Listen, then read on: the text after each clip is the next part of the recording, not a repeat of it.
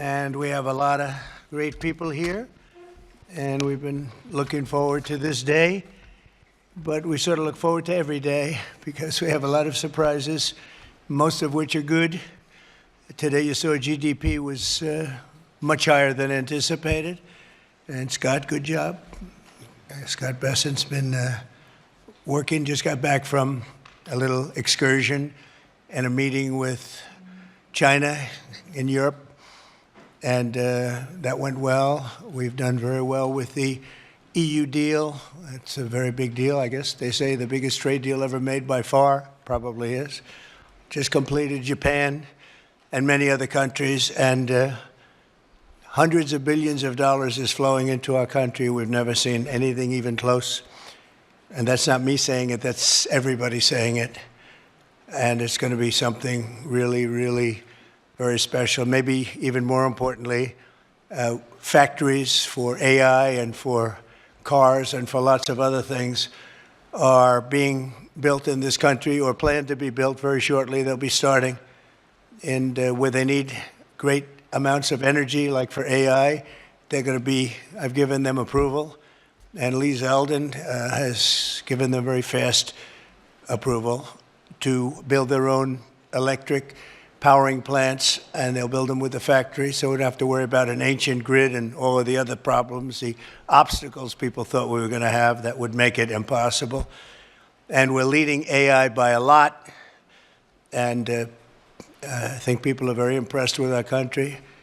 As they said, the King of Saudi Arabia and various leaders, and just about every leader I can even imagine. We were in the Middle East and Qatar, UAE, Saudi Arabia. They said, 1 year ago, your country was dead, and today you have the hottest country anywhere in the world, and that's true. So I congratulate everybody in the room that's helped, but we're doing a good job together. I'd like to begin by saying a few words about the unbelievable kind of numbers that we've been putting up. And as I said, the number of 3%, the pace in the second quarter, we smashed all expectations. They thought it would be maybe a little bit less than 2, and it was 3, a little bit more than 3. Consumer spending is up, business investment is way up, domestic manufacturing is way up, real disposable family income is up, and personal savings are up. Other than that, we're not doing so great. We have the hottest country, and I'll tell you, it's a great, we're having a lot of fun with it. At the same time, we dramatically slashed government spending for the second quarter in a row, down nearly 4%, which people were surprised at. We do a lot of cutting also. The private sector has boomed with nearly 600,000 jobs added, way above expectations, while we have reduced the federal workforce by 70,000 jobs. So these are private jobs that are coming back to our country. Federal jobs are being cut. Critics said that our tariffs would hurt the economy, but the data shows the exact opposite, and the exact opposite is happening. The U.S. Treasury has taken in $150 billion from tariffs, and we'll be adding about $200 billion next month for totals that nobody's ever seen before, frankly. And foreign imports were down 30% in the second quarter, while the domestic auto production surged by a stunning 36%. How about that number, Dr. Oz, right? That's good. That's good. We want to do that with your patients, too. We'll have a very healthy, we're going to have a very healthy country. At the same time, inflation continues to fall faster than expectations, and for the 5th consecutive month, core inflation was lower than predicted substantially. This is truly the dawn of the golden age of America. That's what we're in. We want to keep it that way. This afternoon, we're gathered to announce another historic victory for the American people, very important one. Today, the dream of easily transportable electronic medical records finally becomes a reality.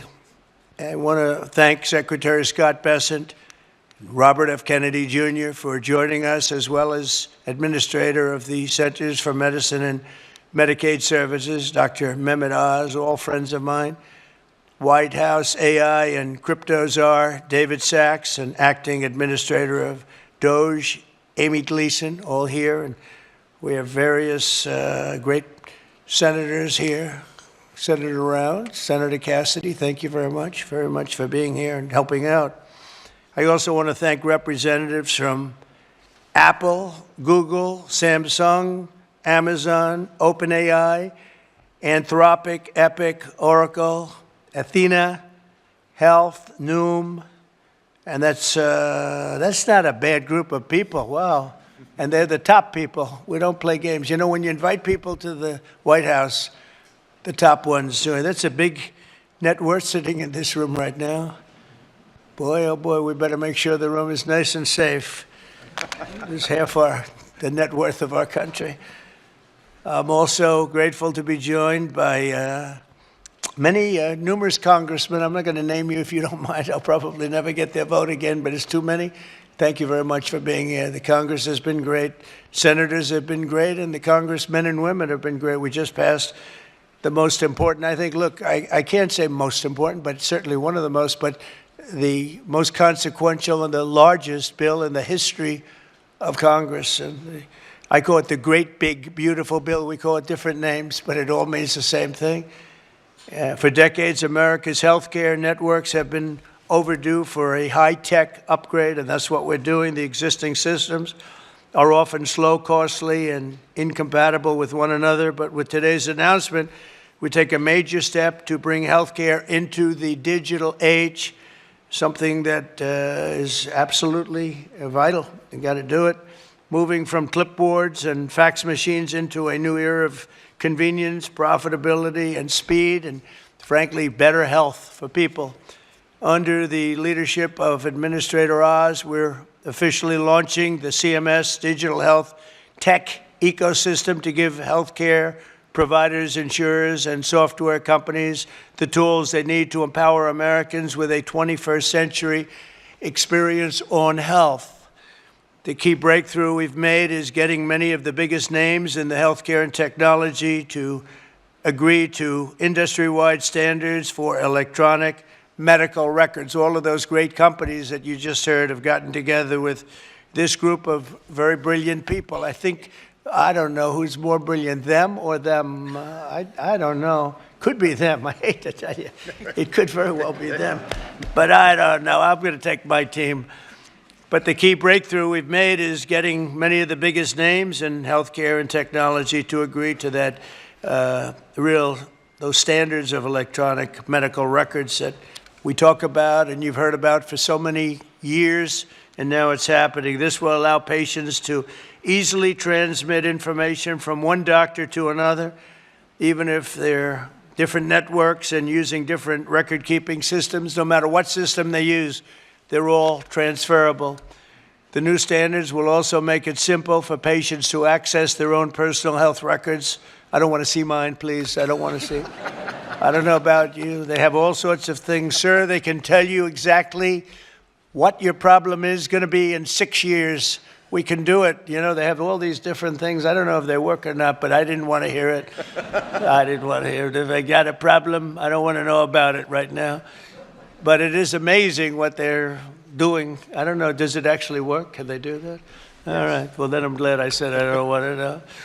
But thanks to this announcement, healthcare providers across the country will also finally be able to kill the clipboard. It's an expression that's used, capital, with a capital C, kill the clipboard.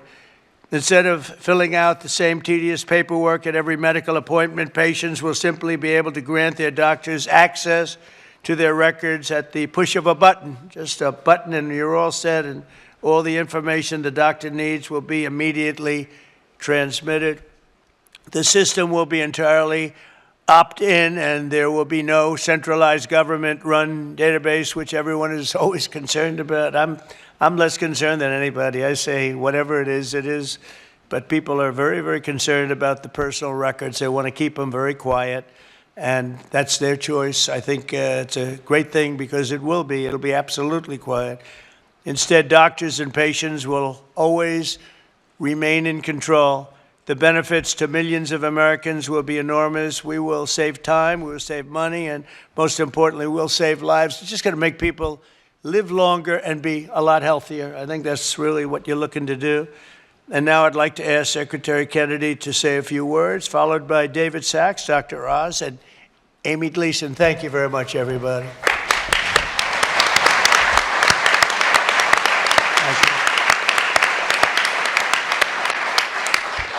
Thank you very much, Mr. President. And I just want to begin by making a comment that is irrelevant to what we're gathered here today to talk about. But I've been coming to this building for 65 years, and I have to say that it's never looked better. I've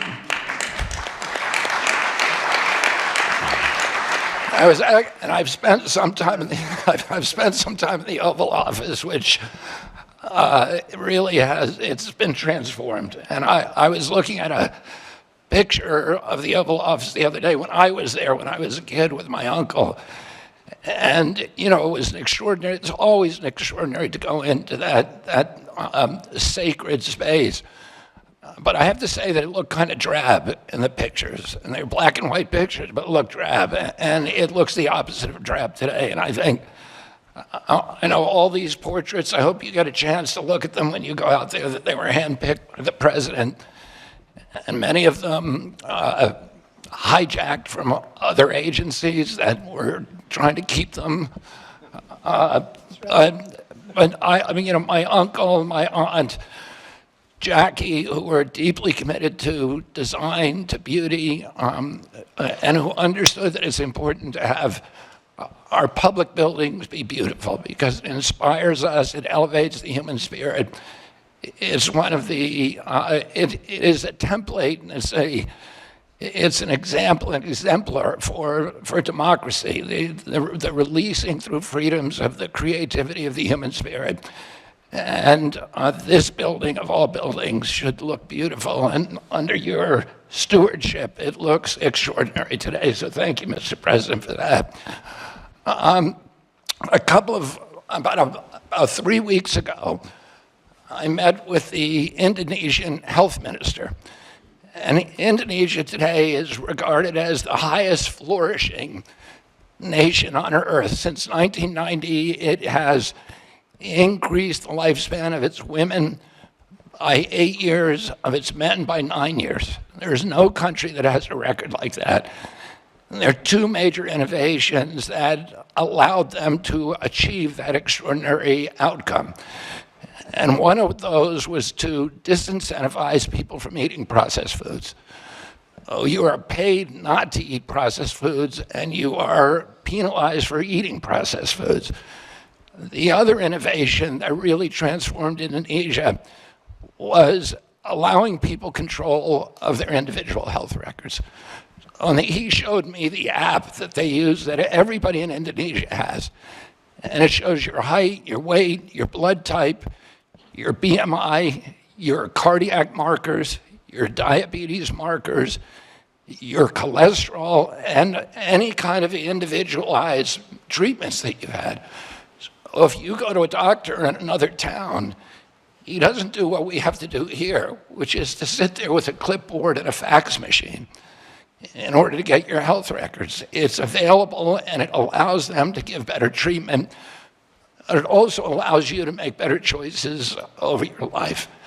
And there's other apps like Yaka in Indonesia that allow you to choose good foods when you go to the grocery store.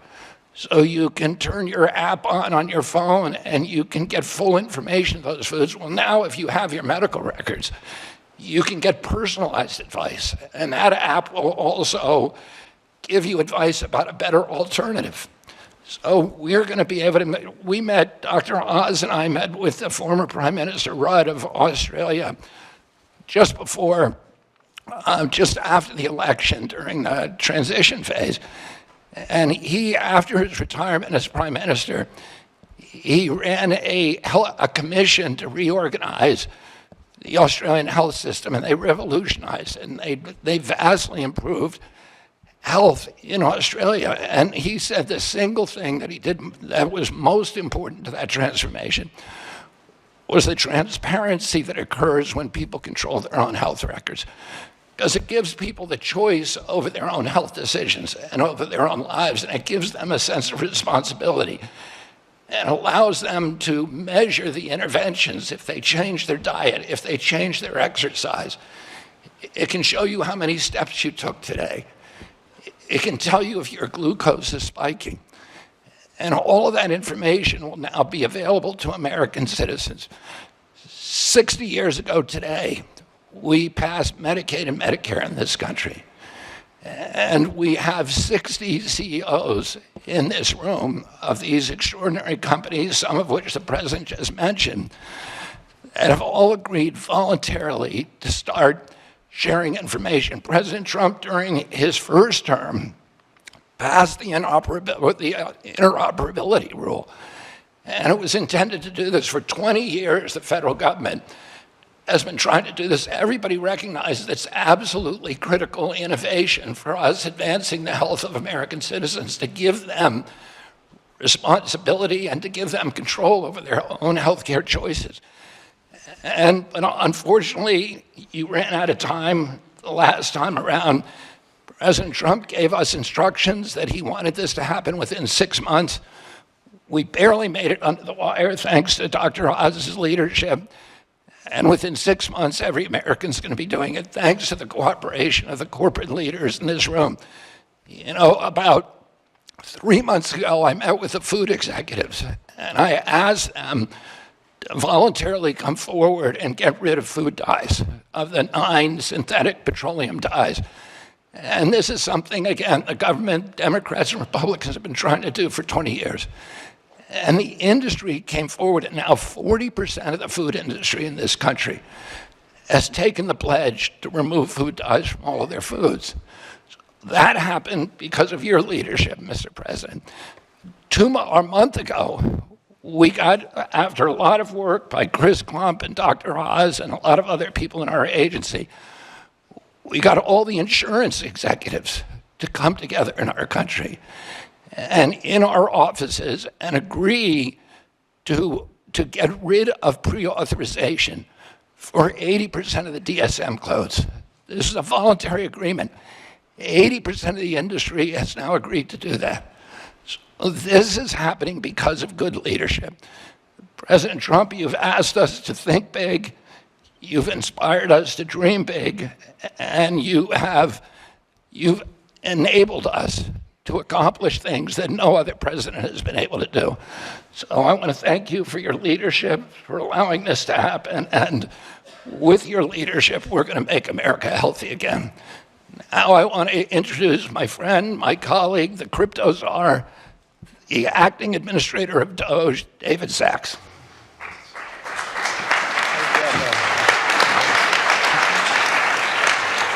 Thank you, Secretary Kennedy. I recently got a text message from a friend whose wife has been suffering from a chronic illness for something like a decade, and they've been trying to figure out what it is. They've never been able to figure it out. And I just want to read this to you right off my phone.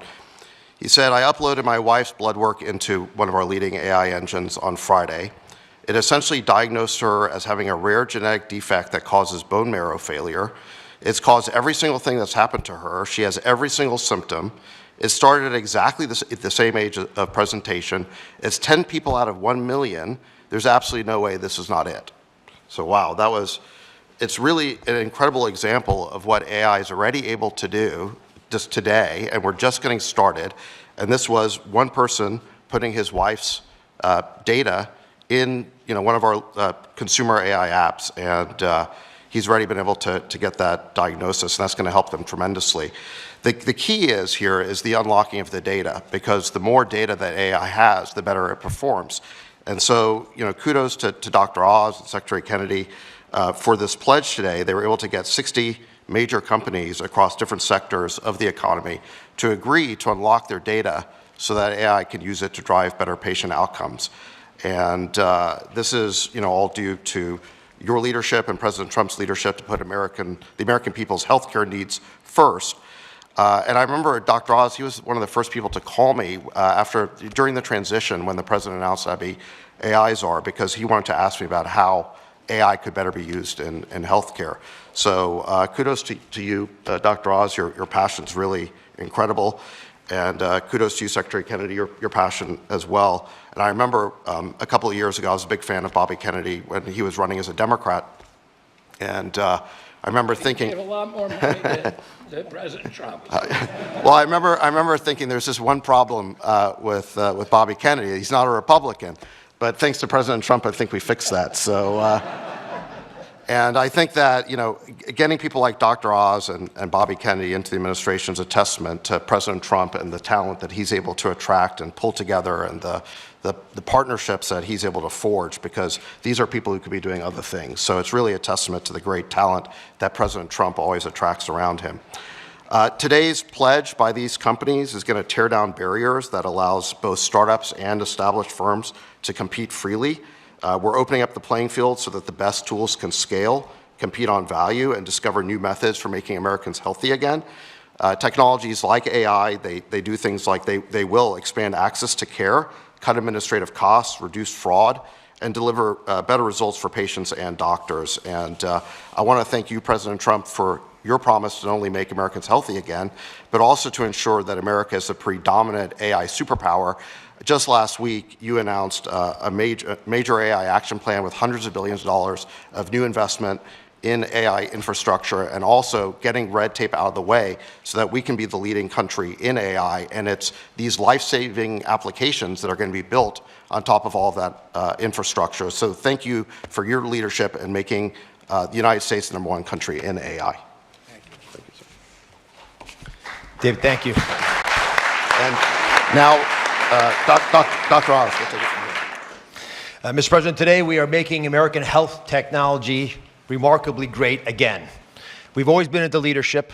David's right, I called him early on after the President offered me the position, and him as well, and we began brainstorming on this. Secretary Kennedy from day one appreciated the crisis that we're in and how we needed to address it. So today is a remarkably important day, one that you will remember, I believe, for years to come, for 3 reasons. Yes, it is the 60th birthday of Medicare and Medicaid. The first patient, by the way, was Harry S. Truman. Although Lyndon Johnson signed the legislation 60 years ago today, not far from here. It is not just the ability to bring 60 of the top incumbents and insurgents in health technology, hospital systems, insurance companies, electronic medical record companies, AI companies, the big players. You're all here, and we appreciate that very much. But Mr. President, you used the power to convene. That's fundamentally what I think the President has been able to offer us. And Secretary Kennedy offered us, as a group, some examples, but there are more to come. And I want to touch on some of these. But first, I've got to do what doctors often have to do, which is to tell you the truth, even if you don't want to hear it. So here goes. These beautiful programs, which are the backbone of the social network, the social support system of this country, the safety net, they're flailing. They're flailing for a bunch of reasons. Medicaid is a unique entity. It has deviated from its original purpose by drift and by design. The One Big Beautiful Bill, the OB3 law, was elegant for that very reason. And President, I don't know if you remember this, I can share this, but he called me once and he was upset at me because I was going too strident at something. And he said, this is about fraud, waste, and abuse. That's what we're interested in doing. And that's exactly what the One Big Beautiful Bill accomplished. And it especially did it to save Medicaid by putting $200 billion more into it and allocating funds very specifically to use to support rural America. And primarily, some of that money will be used to support digital infrastructure, which is terribly lacking in many parts of the country. The money that's sent from Washington doesn't get to rural America. About 7% of Medicaid dollars get to rural hospitals. We now have an ability to infuse funds through this $50 billion Rural Health Transformation Fund into that system. The gathering today is another example of how we can actually jumpstart that and accelerate it. The other reality is COVID broke the system. It did for many reasons. Medicaid expenses went up 50% in 5 years. Medicare, the trust fund that we met at actually Treasury with Secretary Bessent and Secretary Kennedy as trustees, it goes bankrupt in 2033. And that is actually a conservative estimate. It could go bankrupt as early as 2029. Thankfully, due to the economy, that's not going to happen. But we don't want to have to take that risk, and there's some fundamental changes we need to make accordingly. Now, there's one other big reality about making the system more efficient, which is why what everyone here is talking about is so critical. And let's just pick an average American born in 1964. That average American born in 64 will retire this year at age 61.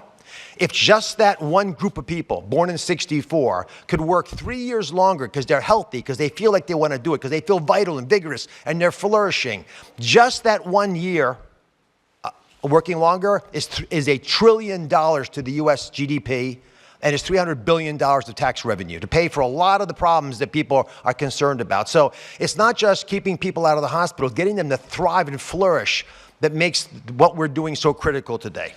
I think there are a lot of realities to how healthcare has gone. Unfortunately, this system is frozen, and it has been for many reasons, despite efforts in the first administration. It's frozen in time, so it cannot address the quality lags that exist. While Netflix and Airbnb and Uber drivers are racing ahead, making arrangements, identifying the problems that are challenging us in healthcare have become incredibly difficult. You can't make appointments. The average Americans are tired. They're tired of waiting for a doctor's appointment. They're tired of waiting for the surprise of what your hospital bill is going to offer. That's being addressed by one of the president's executive orders. They're tired of waiting for access to their medical records. You own your medical records. They're yours. Why you can't have access to them is a stunning reality in modern day America. They're also tired of waiting for Washington to take action. And this president early on emphatically stated that wasn't going to happen anymore. And today we made that vision into a reality. And there's a fine line between vision and hallucination. What you did today was show it's a vision, because you share it with us and we're moving ahead on it. And that's what today's commitments essentially are reflecting. And they are pledges. They're not laws. They're nimble and they're fast and they're quick, because the president understands that you, each of you in your own way, understand these needs. And Secretary Kennedy spoke beautifully about the reality of what happens when you actually have electronic records, because what he said is happening in Indonesia, we'll have here. Within a year, on your device, and 91% of Medicaid patients have smartphones. On this device, you'll get insights based on your records if you want. You don't have to take this, but if you desire. Amy Gleason is one of the smartest people I've ever worked with, has built a mechanism to be able to get you that information in a way with all these partners helping, so that you can get nudged to pay attention to what you're eating and avoid processed foods that Secretary Kennedy smartly and wisely highlighted as so dangerous to our well-being. All of this, by the way, is that will be at the fingertips. In addition, advice about which doctor to see, when to go see them, nudges, reminding you why I didn't do certain things. If you're a doctor like me, it's a very different story. It's to help you navigate the system better. It's giving you advice, decision support, which is becoming increasingly important as medicine gets more difficult. But I'll tell you the best thing of all, how many of you have been with your doctor telling them something heartfelt, very emotional, and they're looking to the side, typing into their computer, right? It's common. Put your hands up. I just want to see it. Yeah, most everybody. And that's unfortunate, because the whole sacrament, the whole covenant of being with the doctor is having them look you in the eyes and realize you're there for each other. That process is going to go away. We will, within the workflow of doctors, be able, with your help, allow physicians to take care of patients, gather the information while they're doing it, and will destroy the upcoding that has hurt Medicare Advantage and other programs in a similar fashion. The IT infrastructure that's going to change promises to improve a lot of things. We're going to cut fraud, waste, and abuse. Mr. President, we announced with the DOJ 2 weeks ago a $15 billion bust. $15 billion. It's a multinational criminal syndicate based primarily, we believe, in the Soviet Union, in Russia. And what they did was hack using beneficiary numbers into the system. We'll be able to stop that because of a system that Amy has put together, and the wonderful work of Amy Brandt, who has a fraud war room using this kind of technology, because we'll know who you are and who your doctor is, so we can block this. We're going to have remarkable advances in how consumers can use their own records. We'll have beneficiaries be able to get MAHA advice and prevention tips, and even be able to nudge them and reward them perhaps for that. And all this comes back to one fundamental issue, Mr. President, which is leadership. I think 60 people, the biggest, the best, the willing, came forward because of your leadership, because you weren't going to take no for an answer, and they know it. We are building a robust and safe, I emphasize that, safe system. It's going to protect the data better than we could have imagined. We're going to be able to accomplish goals that all of us wished from day one that would be in place. These pledges are now confirmed. They're signed in public. And you have therefore empowered Americans to own their property, which is their medical records. Let me introduce Amy Gleason. She is acting director of DOGE, U.S. Digital Service as well, and was actually the brilliant woman who pulled together the pieces of this puzzle with so many members of the audience. Amy Gleason.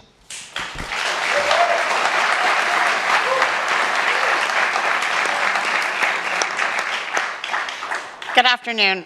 First, I would like to thank President Trump for his leadership in this area, and Secretary Kennedy and Administrator Oz for driving this work with clarity and urgency. I would also like to thank my colleagues who have been instrumental to this, and we've worked a lot of late nights and hard times on this, and it would not have been possible without them. I want to start today with my daughter Morgan, who's here in the audience. If you'd please stand up. I am so inspired and energized by your strength every day. And we also have two other patients here, Randy and Tom, who have been very inspiring. Thank you for being here today. You're why this all matters. Let me start talking about my daughter's history. So 15 years ago, she was diagnosed with a rare disease. She was 11 years old, and she started showing mysterious symptoms. Over the last year and a half after that, she saw the country's best doctors, but she still continued to get worse. At some point, she couldn't stand up off the floor or walk up the stairs, and we still had no answers. I carried a binder of paper records to every doctor's appointment so that I could keep them aligned. And I truly believe that if one of those doctors had been able to see her whole history, they would have diagnosed her faster. And if we had just had today's AI, then they could have connected the dots that the humans missed. Today, Morgan takes 21 pills a day, gets 2 infusions a month, and has over 40 patient portals. Her disease is very rare, but her experience, it's very common. And that is what we're here to fix today. Too many patients are forced to remember all the doctors that they've been to and log into portal after portal, repeating their story at every visit, and they don't have the digital tools to help them stay well. Meanwhile, every other part of our life is digital. I can order groceries and have them delivered in minutes. I get personalized recommendations on my other apps. But in healthcare, we still see it on paper and manual situations. But today, thanks to President Trump, we're changing that. Over 15 years, we've tried to regulate our way to a better outcome. And we have gotten a path forward, but they have not delivered the modern healthcare experience that Americans expect and deserve. I'm so proud today that these 60 companies have voluntarily stepped forward to make a pledge, to take action, and to join us, to say, we're ready, let's fix this, we're in. We're trying something different. It's not regulation or rulemaking. This is a voluntary alignment around a shared vision, a commitment to work across boundaries, across competitors, and across silos. We're bringing together data sharing networks, electronic medical records, doctors, health systems, payers, and app developers. And we're asking one simple question: what can we do right now to make this work for patients? The companies pledging today are agreeing to collaborate, even with their direct competitors, because they know we can't keep kicking the can down the road. We have to stop talking about data interoperability and make the data flow. Here's something important. Not all patients will want these tools. Some will rely on their caregivers, and others will rely on their doctors, so they don't have to carry it themselves.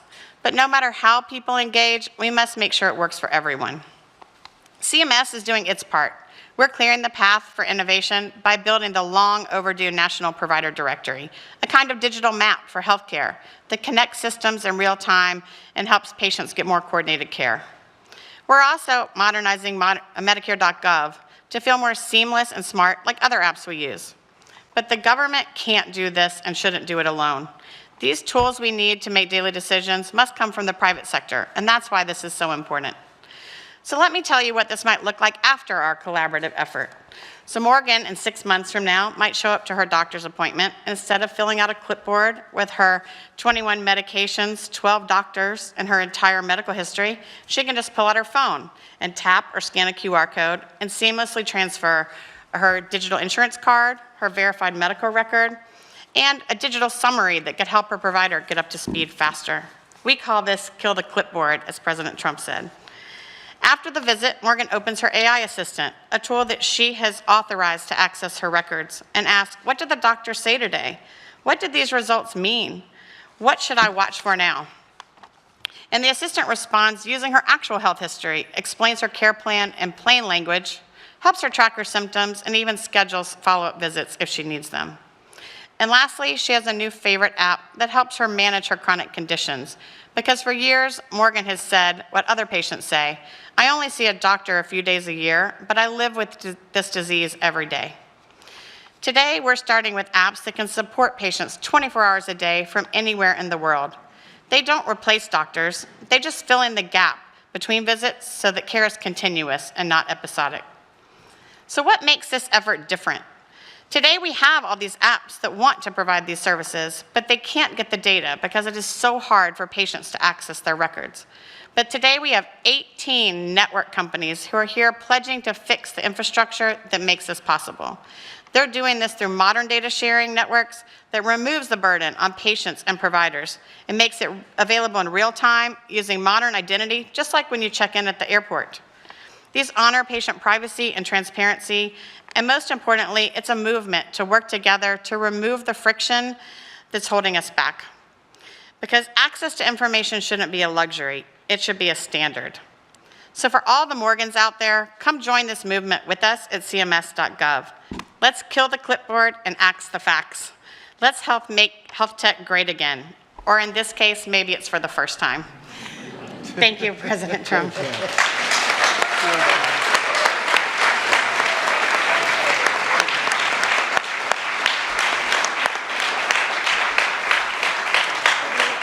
Thank you very much. That was great. And hello. You look very, very healthy to me.